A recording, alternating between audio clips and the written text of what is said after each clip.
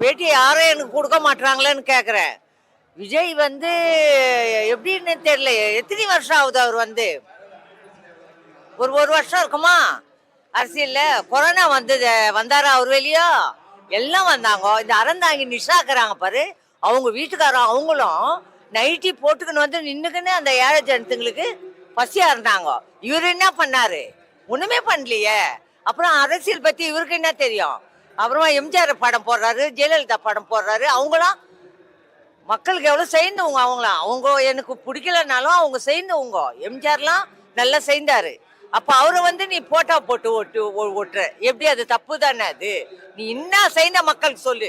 நீ சம்பாரிச்ச ஒரு சின்ன சின்ன நடிகருங்கெல்லாம் நல்லா ஒரு ஏழை ஜனத்துங்க இல்லாதவங்களுக்கு, எங்களுக்கு இல்லாதவங்க நாங்க, எங்களுக்கு வந்து ஒரு தண்ணியில வெள்ளம் வந்தது இப்போ. அப்போ எல்லா கட்சிக்காரங்க கொடுத்தாங்க எங்களுக்கு. அப்பெல்லாம் நீ எங்க இருந்த? நடிகருங்க வந்து கொடுத்தாங்க, பெரிய பெரிய பணக்காரங்க வந்து கொடுத்தாங்க. வீடு எரிஞ்சது எங்களுக்கு. 118வது தொகுதியில எங்க வீடு ஃபயர் ஆயிடுச்சு.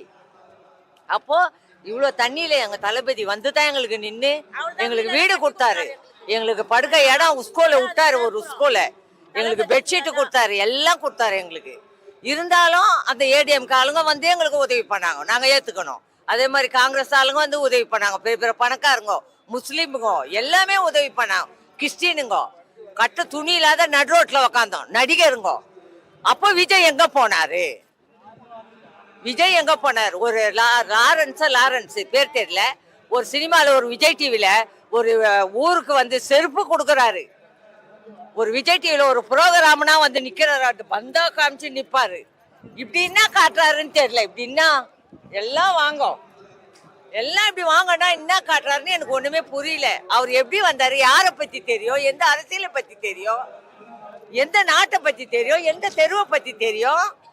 இல்ல எவ்வளோ மப்சல்லாம் இருக்குது, அந்தந்த சந்து பொந்து இதெல்லாம் தெரியுமா அவருக்கு? ஒண்ணுமே தெரியாத நான் தான் அத்த முதலமைச்சர்னா இது என்ன சிரிப்பா தான் இருக்குது இந்த கதை கேட்கறதுக்கு. சிரிப்புனா எல்லாம் வந்து டிஎம் கயிறு, அண்ணா டிஎம் கயிறு. ஆனால் உங்க வீட்டுல ஒரு விஜய் இருக்கிறான். எப்படி இருப்பான் ஒரு விஜய்? எப்படி இருப்பான் ஒரு விஜய்? நான் தான் டிஎம்கே காட்சாச்ச, என் வீட்டுல எப்படி விஜய் இருப்பான்?